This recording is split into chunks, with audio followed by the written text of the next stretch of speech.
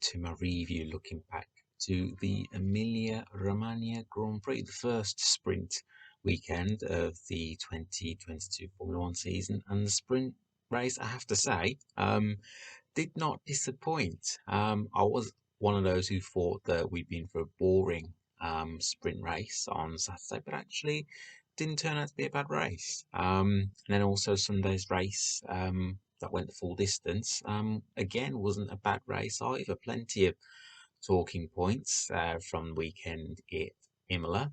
So your top three of Max Verstappen, Sergio Perez, and Lando Norris. And a 1-2 for Red Bull. Their first, I believe, since 2016. Yeah, really, well, a weekend you could argue that Red Bull needed after Australia. Checo did finish on the podium in Australia. But for Max, I felt like he needed that win, and he got that win. Bit of luck along the way with Leclerc, which we'll come on to talk about. But Verstappen's cut the gap between himself and Leclerc even more this weekend. So he will have left Imola as well as the team really happy, and putting the car on pole for the sprint that took place on Saturday, the sprint that is. And although he wasn't able to, didn't go after the best of starts with Charles Leclerc able to get by on the opening lap of that sprint, Max at the closing stage was able to get by the Monegasque driver, which meant that he was able to start Sunday's race on pole. And then really, once he was out in front in the race on Sunday, he looked in control. And obviously, because he had that buffer of his teammate behind him, which meant that Max had that protection. But yeah, really good weekend for Max. And look, obviously 2 DNFs, not ideal, but also 2 wins as well. Now he'll be hoping now that the reliability, Red Bull, can really build on what they're able to achieve in Imola. Didn't really have any reliability issues in Imola, so yeah, they'll be hoping that they've got over those issues now and they can go on to be real strong contenders for this year's both the drivers and also the constructors championship as well. Whilst it was Max who took the race win, also a great weekend for Sergio Perez as well. Obviously had a bit of luck against him in qualifying, where a number of red flags came out in qualifying, which meant that he started the race on Saturday in 7th. But a fantastic start from the Mexican, and he was able to finish third in the sprint. And then really he was able, on race down Sunday, again not got off to a great start and was able to get by Charles Leclerc. And yeah, really strong weekend for Checo. And although it's only 4 races in, his qualifying has already improved. Okay, he qualified 7th in Imola, but he made up for that with that strong race start on Saturday and the race pace on Saturday and Sunday as well. But yeah, really good, really happy for Checo. And I think Checo carries on the way that he is. He could have a very good season. I don't think that race win in 2022 will be far away if he carries on performing the way that he has been. So yeah, really happy for Checo. Good weekend for Red Bull, and a 1-2 for the team, and a lot to celebrate for them and everyone back at Milton Keynes. So yeah, a great result for Red Bull, and definitely something that they can build on going into the next race in Miami. So one of those drivers who had a really impressive weekend is Lando Norris. Great weekend for the Brit. No, that's 2 years on the trot now. He's ended up on the podium for McLaren, and there's something about Italy, isn't it, that McLaren love. Obviously they had that 1-2 last year with Lando Norris, Dan Ricciardo and Lando Norris in Italy. Just mentioned that Lando finished in the podium at Imola last year, and he's finishing the podium again this year. So yeah, McLaren always seem to go well in Italy, and yeah, cracking result for Lando Norris. And okay, he benefited from the instant, well, from the spin that Charles Leclerc had on Sunday in the race. But look, Lando, whilst he was in a lonely race on Sunday anyway, fantastic job. No, right from the start. No, okay, they didn't have much running on Friday in the free practice sessions as well. But when you consider that, and yet Lando was able to put the car as high as he did in qualifying, and then he was able to have a decent race on Saturday, and the start he made on race day on Sunday. The signs are really encouraging for McLaren, for Lando, as well. And you look at the improvements that they've made as well for racing. They would, well, let's be honest, in Bahrain they were near the back of the grid, and you look how far they've come in that short space of time. It's very impressive. So yeah, fantastic weekend performance from Lando Norris. Difficult weekend for Daniel Ricciardo, although he not didn't have a bad um Friday and Saturday either. So you could argue the first part of the weekend wasn't too bad for Daniel. Just on race day, he had that opening lap incident with Carlos Sainz. Difficult really for Daniel in terms of where else he could have gone. So it was a racing incident, which unfortunately led to Carlos Sainz retiring early on in the race. But yeah, not the best of ends to the weekend for Daniel, but there are still positives that he can take from the way they performed in the first part of the weekend. Anyway, yes, he had a low amount of running, during in the free practice sessions, but as I say, Daniel I thought did a really good job in qualifying, but also in the sprint as well. So yeah, whilst it was disappointing for one half of the McLaren garage on Sunday, great podium for Lando on race day on Sunday. And another driver who just continues to impress this year is George Russell. Another top five finish, and the only driver this year so far to be able to who's finishing top five in all four of his races this year. Cracking drive from George Russell when you consider the fact that Lewis could only finish 14th, and George was able to the race the way he did. He got off to a great start on race day. Okay, they qualified as low as they did on Friday. But George didn't do a bad job in Saturday in the sprint race, and he was able to get off to a good start. In fact, a great start on race down Sunday. So really good, another solid weekend for George. And if Mercedes really can, if they can sort out their issues as soon as possible, then you know what, George, he might well challenge not just for podiums, but who knows, a race win. So yeah, whilst Mercedes obviously are not where they want to be, you know, difficult weekend for Lewis Hamilton. Now, not many times we've said that, for so many years, but it's just a weekend where just things didn't go right for the seven-time world champion.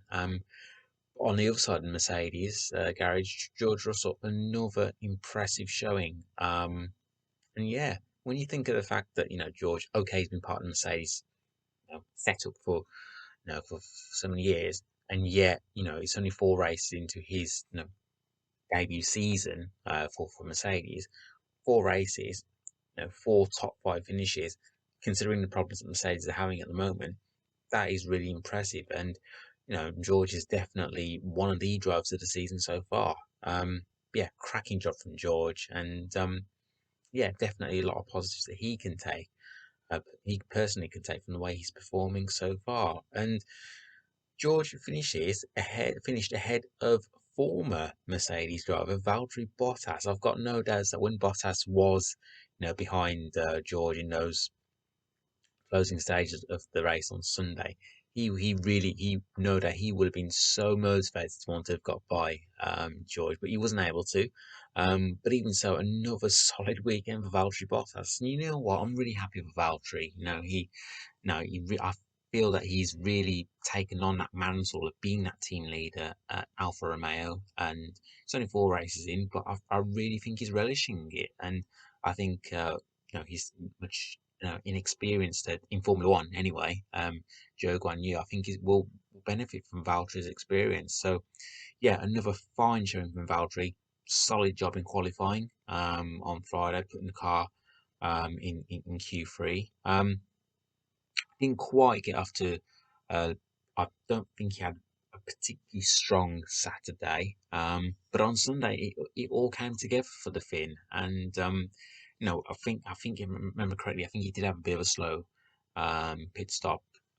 Without that, then perhaps he could have been a lot closer to challenging George. Might have even got by, but even so, fantastic weekend for Valtteri. And yeah, he really is. He does seem to be coming into his own, I think. And as I say, being that team leader, at Alfa Romeo, I think will is doing him, I think, that the world of good. So yeah, great weekend for Valtteri Bottas, and yeah, good on him. Good to see him.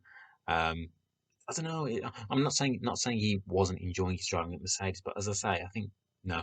I think being that team leader, at Alfa Romeo, has perhaps just giving him that new lease of life in Formula One. But as I say, really happy to see Valtteri doing well, and good on him and Alfa Romeo. So a Ferrari powered engine, well, Alfa Romeo being Ferrari powered, coming on to talk about Ferrari, and not the weekend that they would have wanted in front of the home crowd.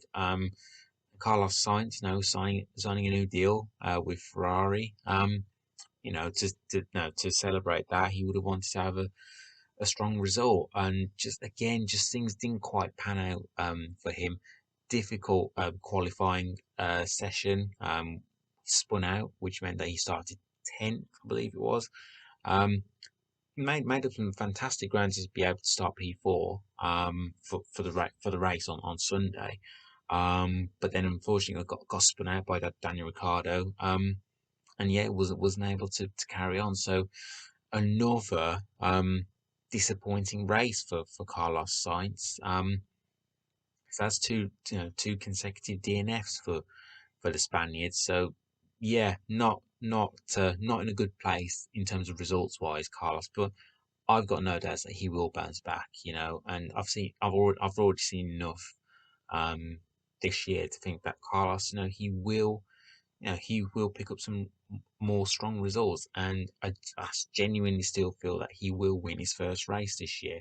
So I think Carter, we know how good a driver he is, and he's proven that. So I don't think I don't think he should be too hard on himself, Carlos. But yeah, I genuinely think he will bounce back quickly, and yeah, just a shame that Carlos had to retire um, from the race on Sunday. And Charles Leclerc, it was looking good. Well, there are positives that Ferrari can take. Him and Charles. I should say the team and Charles, I should say.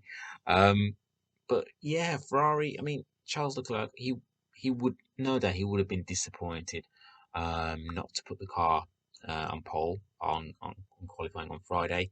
Got off to a great start in the sprint on Saturday.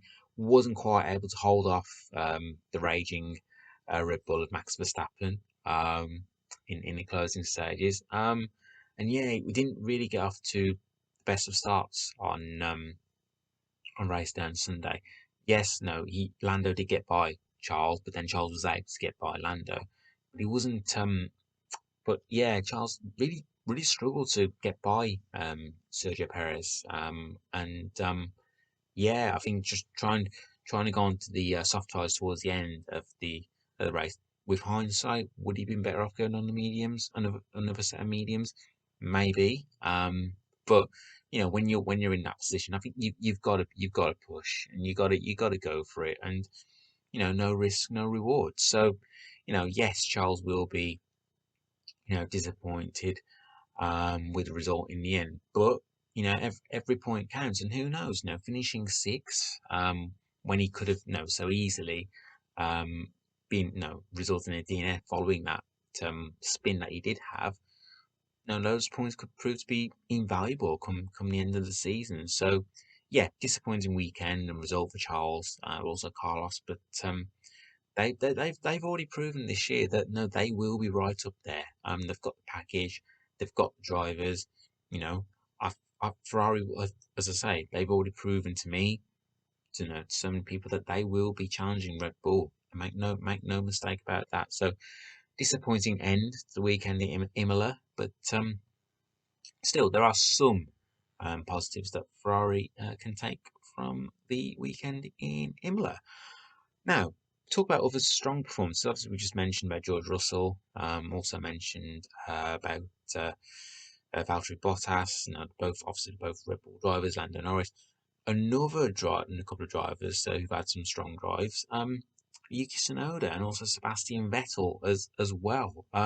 So more points for Yuki Tsunoda. Disappointing qualifying, very disappointing qualifying session for AlphaTauri. Now both him, Yuki and Pierre Gasly going out in Q1 on Friday. And Yuki was actually able to make some good ground. So he started just outside the points on on um, for Sunday's race anyway. And then yeah, he put in a great drive, Yuki, and yeah, another fine performance from Tsunoda. I don't think. I mean, still early stages yet of 2022, but I don't think we've seen um, too many mistakes from Tsunoda, and maybe he is calming down. Maybe he's calming down a bit, and that's helping him. But yeah, no, really good drive from Tsunoda. Actually, very impressed with the way that he drove on Sunday, and yeah, some good points for AlphaTauri.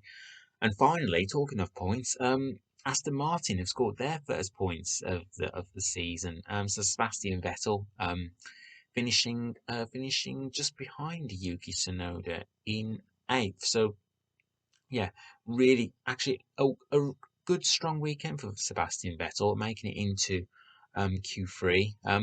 Didn't quite go to plan in this sprint, but then he was able to make up the ground on race day on Sunday, and yeah, some really valuable points for Aston Martin. And let's not forget Lance Stroll as well, scoring his first point of 2022 as well. So, yeah, a good weekend, not a bad weekend at all for Aston Martin. Good to see them finally off the mark in this year's season, and I'm hoping that that will give them confidence now and something to build on for the rest of the season, because Australia was just a really horrible weekend for the team. Um, but yeah, seeing both their cars, in the points in Imola.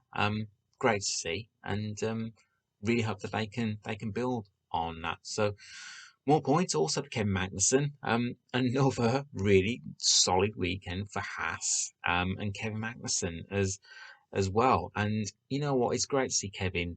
As I've said, back in Formula One, seems to be enjoying his driving as well, and he's done a very good job. So yeah, not a bad drive, not a bad weekend at all for K-Mag. Brilliant qualifying session.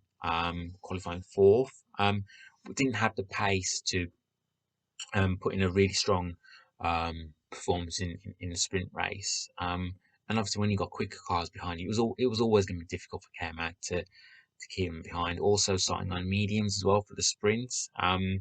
Because of that, and because all the cars around him were predominantly starting on soft tyres, it was always going to be difficult for K-Mag to keep those cars behind. Had he been on the softs, perhaps it could have been a different story. But yeah, no, as I say, still some positives that K-Mag can take, and yeah, not a bad weekend at all for Haas and for Kevin Magnussen. I also just want to give a very quick shout out to Alex Albon as well. So starting from the back of the grid on Sunday and just missing out on points in Imola, coming home in 11th. But actually, a really strong performance from Alexander Albon, and yeah, I've got no doubt that he will, if he carries on performing like he has been in recent races, he will continue to score more points as well. So yeah, that's the end of my review, looking back at the Emilia Romagna Grand Prix. And next up for Formula One is Miami, a new race, and very much looking forward to it. And yeah, so that is the end, as I say, end of my review. If you want to talk things Formula One, I'm at Baggies20 on Twitter and also on Instagram, Manish Patel89. Enjoy the lead up to the Miami Grand Prix, and I'll speak to you then when I do my preview for the Grand Prix. Arrivederci.